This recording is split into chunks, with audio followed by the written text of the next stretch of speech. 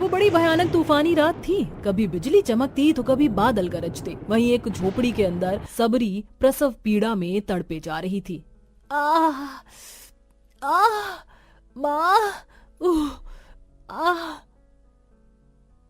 माँ, माँ, भगवान जी, मेरी माँ को पेट में दर्द हो रहा है, उनको ठीक कर दो ना। सोनम बेटी, जा जाकर पड़ोस में से दाई माँ को बुला ला। छाता ओढ़े बूढ़ी सी दाई माँ आती हैं और जांच पड़ताल करती हैं। बच्चा पेट में उल्टा घूम गया है, सुरक्षित डिलीवरी बड़ा कठिन है सबरी। नहीं गंगा मौसी, इस बच्चे के लिए मैंने बहुत तप किए हैं। सुहाग तो पहले ही छीन लिया उस निर्दयी ईश्वर ने, लेकिन अपने बच्चे को खोकर जी नहीं पाएगी ये दुखियारी माँ। 9 महीने कोख में रखा है इसे मैंने। भगवान को नियति बदलनी होगी, इसे मेरी झोली में डालकर नहीं वापस ले सकता वो। पीड़ा के मन से एक तरफ उस गरीब माँ की आंखों से आंसुओं की झड़ी बरसे जा रही थी, तो वहीं आसमान से बारिश। कुछ देर में वह दूसरी बेटी को जन्म देती है, जिसे गोद में देते हुए धाय नीरस मन से कहती है, इस बार भी लड़की हुई है। भगवान एक बेटा दे देता तो कल को बुढ़ापे की एक आस हो जाता। तो क्या हुआ मौसी, मेरी बेटियां बेटों से कम थोड़ी हैं। इन दोनों में से कोई एक तो अपनी गरीब माँ का सहारा बनेगी। मैं इन्हें खूब पढ़ाऊंगी लिखाऊंगी, इन्हें काबिल बनाऊंगी, चाहे मेरी जिंदगी क्यों ना लग जाए। पति के मरने के बाद उस गरीब माँ को किसी नाते रिश्तेदार से मदद का कोई सहारा नहीं था। वहीं लोगों की तरह तरह की ताने बाने सुनकर भी 2 बेटियों के होने से सबरी कभी दिल छोटा नहीं करती, और जहां एक बेटी उंगली पकड़कर तो वहीं दूसरी को पीठ पर बांधकर वह माँ भयंकर गर्मी और तपती धूप में मेहनत मजदूरी करके उन्हें पालती पोसती है। आंगन में चक्की पीसते। हे राम जी, आज तो कितना घाम है। चक्की भी इतनी गर्म हो गई है कि छुई नहीं जा रही, मगर जल्दी से आटा पीसना होगा, दोनों भूखी आएंगी। धूप में चक्की पीसते हुए सबरी के हाथों में छाले पड़ जाते हैं, जिसके बाद वह धाए धाए लहकते चूल्हे पर रोटी बनाती है। तभी सोनम और माही रिजल्ट लेके आती है। माँ, माँ, ये देखो मेरा रिजल्ट, मैंने फर्स्ट क्लास से 12वीं पास की है। फर्स्ट क्लास क्या होता है बिटिया, मुझे समझाना। ओहो माँ, दिखा दी ना गंवारपंती, 2-4 अक्षर तुमको भी पढ़ लेना चाहिए था। फर्स्ट क्लास का मतलब दीदी ने पूरे गांव जिले में टॉप किया है। छोटी बेटी माही की बात उस गरीब माँ के कलेजे को छल्ली छल्ली सा कर देती है, लेकिन फिर भी वो मुस्कुराती है। चलो, राम जी की कृपा है, मैंने मन्नत मानी थी, आज ही लड्डू चढ़ा दूंगी। अरे मैं तो भूल ही गई, तुम दोनों धूप में से आई हो, प्यास लगी होगी, तुम्हें पानी देती हूँ। सबरी अपनी ईंट रसोई में से सालों पुराने सुराही में से पानी देती है। पानी गर्म होने से दोनों बहनें नाक चढ़ा लेती हैं। ओहो माँ, इस मटके के पानी से प्यास भी नहीं बुझती। पता नहीं ये गरीबी कब दूर होगी। ना तो हमारे घर में एक फ्रिज है, ना एसी। एसी तो छोड़ो दीदी, एक कूलर भी नहीं। बस सालों से छत से ये खटारा पंखा लगा है, जिसमें कोई भी हमारी झोपड़पट्टी के घर में पाँव भी नहीं रखता और ना हमारे घर का एक गिलास पानी पीता है।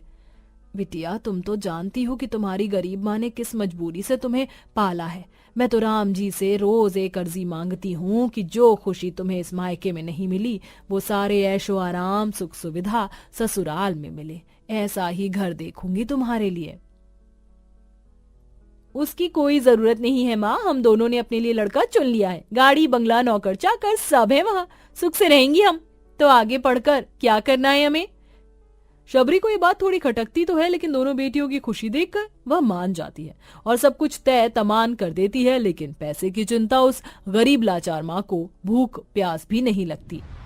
2 दिन इस घर में शहनाई बजनी है, मेरी दोनों बेटियों की डोली उठनी है। मेरे हाथ में एक पैसा कौड़ी नहीं। एक टक अपने घर को निहारते हुए उसे एक आशा नजर आती है। शादी के लिए घर गिरवी रखकर वह कर्ज लेकर बड़ी धूमधाम से दोनों बेटियों की विदाई करती है। लेकिन अब उस गरीब माँ का बाल बाल साहूकार के कर्ज में बिक जाता है। अपने सूने आंगन को देखकर वो बहुत रोती है। चली गई मेरी दोनों बेटियां, मुझे छोड़ गई। वहीं ससुराल में दोनों का भव्य स्वागत होता है, जहां स्वागत में दर्जनों नौकर चाकर, कोई फूल तो कोई इत्र लिए खड़े थे। हीरे की तरह चमचमाते झूमर और महलों सा ससुराल देखकर दोनों फूले नहीं समाती। बाप रे दीदी, हमारे ससुराल में कितनी चकाचौंध है। अबे धीरे बोल, वरना हमारी सासू माँ को पता लग जाएगा कि हम कितने गरीब घर से आई हैं। आओ बहू रानियों, तुम दोनों का स्वागत है। पुलकित, वेदांत, बहुओं को कमरे में ले जाओ, जोड़ा बदल लेंगी, गर्मी लग रही होगी इन्हें। चलो सोनम, तुम थक गई होगी। चलो माही। दोनों बहनें कमरे में आती हैं, जहां नर्म गद्दे का बिस्तर, सोफा, पंखा और इम्पोर्टेड एसी लगा था, जिसके चलते कमरा बर्फ जितना ठंडा था। एसी ठाठ वाला ससुराल मिला है, ऐसा लग रहा है जैसे जन्नत में पहुंच गई हूँ, वरना माँ के घर में उसे एक पंखे में सोया भी नहीं जाता था।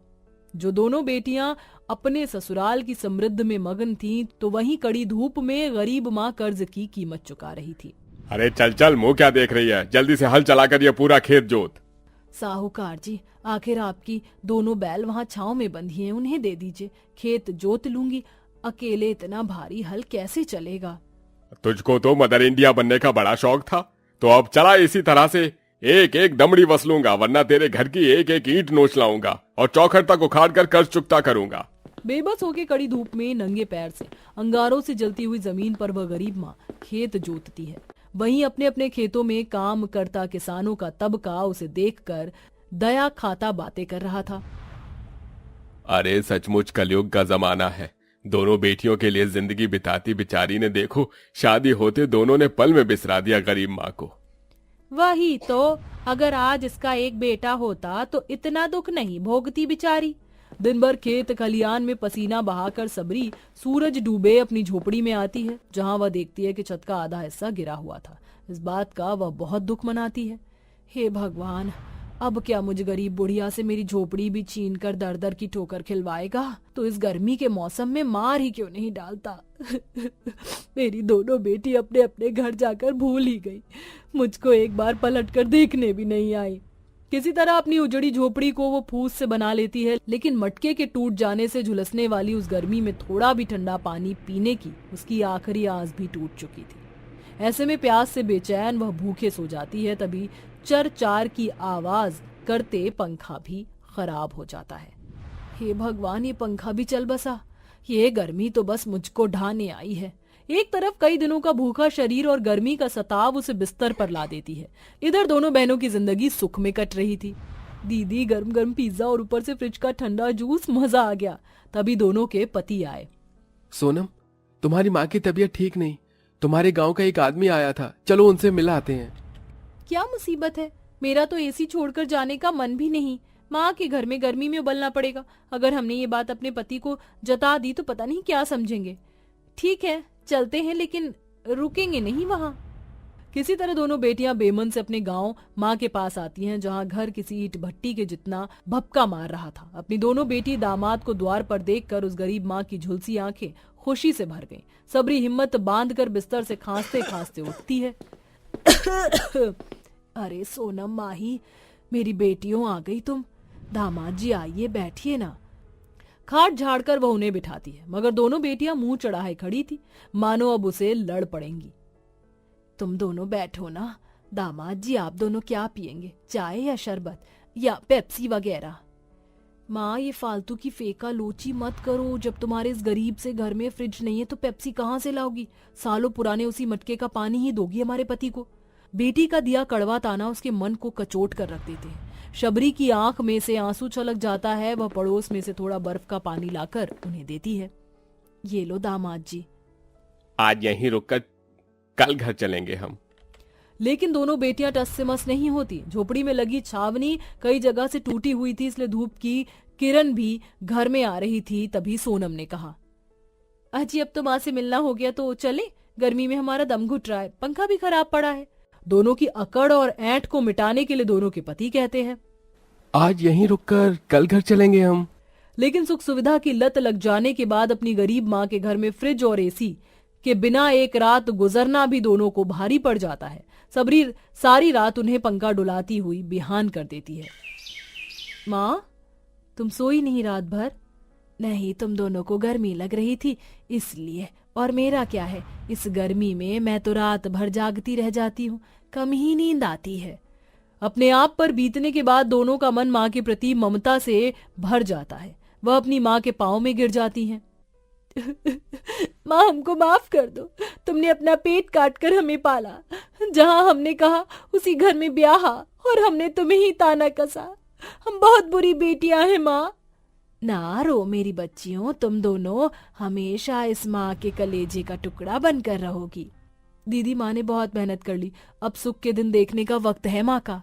दोनों अपने गरीब माँ के घर के लिए एसी और फ्रिज लगवाती हैं, साथ में पूरे घर की मरम्मत भी करवाती हैं, जिससे शबरी की जिंदगी के बाकी के दिन अच्छे गुजर जाते हैं। मगर इस कलयुग में अक्सर औलाद माँ बाप का किया भूल जाते हैं और जाने सबरी सी कितनी माएं दुखों में जिंदगी जी रही हैं।